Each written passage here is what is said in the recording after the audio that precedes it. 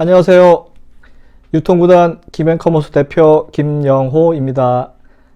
오늘은 지난 시간에 이어서 3년 뒤 부자 되는 CEO가 되려면 두 번째 이야기 이어지겠습니다. 오늘 주제는요, 주로 업의 개념에 대해서 이야기해 볼까 합니다.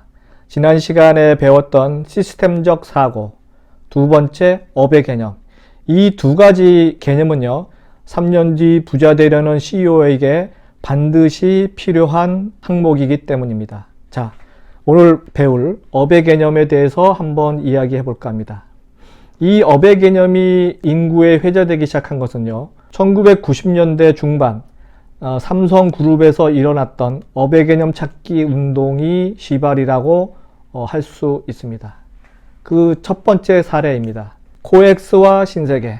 지금 보시는 이 코엑스의 그 대표적인 그 이미지는요, 지금 현재 이미지고요. 1985년도에 코엑스 강남권 개발할 때 코엑스에서 건설 중인 큰 쇼핑몰이 있었습니다. 그래서 그곳에 그 당시 제일 잘 나가는 신세계백화점을 테넌트로 입점하라고 권유했었습니다. 하지만 당시 신세계백화점은 강남점을 추진 중에 있었기 때문에 두 가지 사업을 동시에 하기는 약간 힘들겠다라고 생각을 했는지 코엑스 입점을 그 당시 거부했었습니다. 이 소식을 나중에 들은 삼성의 그룹의 총수께서는 탄식과 함께 업의 개념에 대해서 더 연구하도록 하명을 했다고 합니다.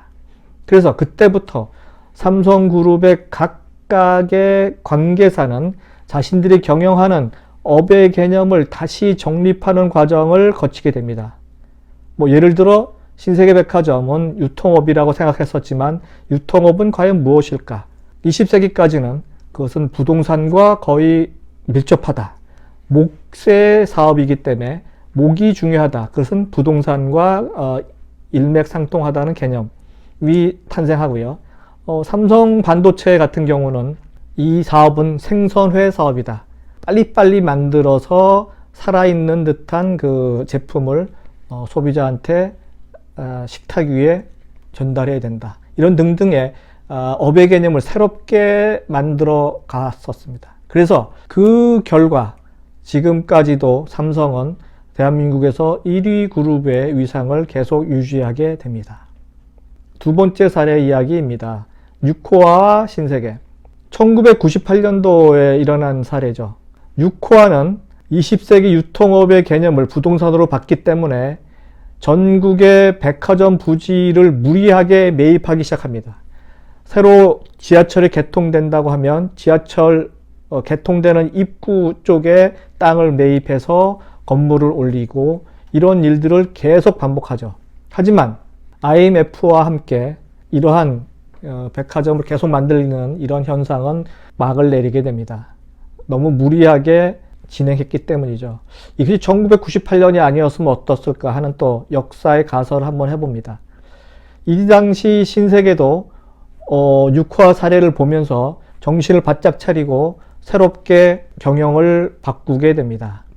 그 당시 갖고 있던 코스트코와 함께 가졌던 프라이스 클럽이라고 하는 할인점의 지분을 모두 처분하고 전국의 빈 땅을 매입하기 시작합니다.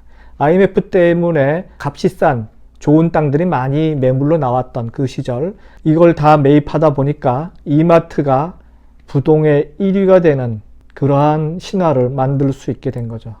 이 모든 것이 업의 개념을 다시 썼기 때문에 이루어진 현상들입니다. 세 번째 사례입니다. 암트랙, 미국의 암트랙이라고 하는데요. 철도 사례죠. 미국의 암트랙은 과거 굉장히 번창했습니다. 그냥 업의 개념을, 근데 철도 사업으로만 국한했다는 점이 이제 문제였죠. 그런 탓에 경쟁사인 항공회사가 커짐과 동시에 철도 산업이 굉장히 쪼그라드는 이런 현상을 나타나게 됐는데요. 그 당시 기차를 타게 될 수밖에 없었던 사례들이 있었습니다. 항공회사가 비행기를 포함한 여러 가지 퍼실리티가 좋지 않았던 시절이었기 때문에 기차밖에 대안이 없었죠. 그렇지만 항공산업이 발전을 할수록 운송수단으로서 비행기의 매력은 상당히 높기 때문에 소비자들은 비행기 쪽으로 다 이동하게 됩니다. 여기에 현재 저가 항공까지 나타나서 기차 산업을 위협하고 있는 중이죠. 그래서 과연 이 기차 산업은 살아남을 수 있을 것인가? 그리고 당신이 만약 한국 코레일의 CEO라면 어떤 솔루션을 제시할 수 있을까요? 한번 생각해 보시기 바랍니다. 네 번째 사례입니다. 일본 다이칸야마 쓰타야 서점. 쓰타야 서점은 일본에 가셨을 때 한 번쯤은 꼭 방문하셨으리라 보고요. 이 서점의 가장 큰 특징은 우리가 알던 서점을 해체하고 재배열했다는 데 있습니다. 널찍한 공간에 수많은 책들이 가득 꽂혀 있을 장면을 기대하고 사람은 쓰타야 서점에서 길을 잃어버리기 딱 좋습니다. 서점의 배치는 체계적이지 않고 공간을 예측하기도 쉽지 않습니다. 서점이 있다가도 가전제품이 나타나고요. 또 음악 관련 제품을 파는 곳도 나타납니다.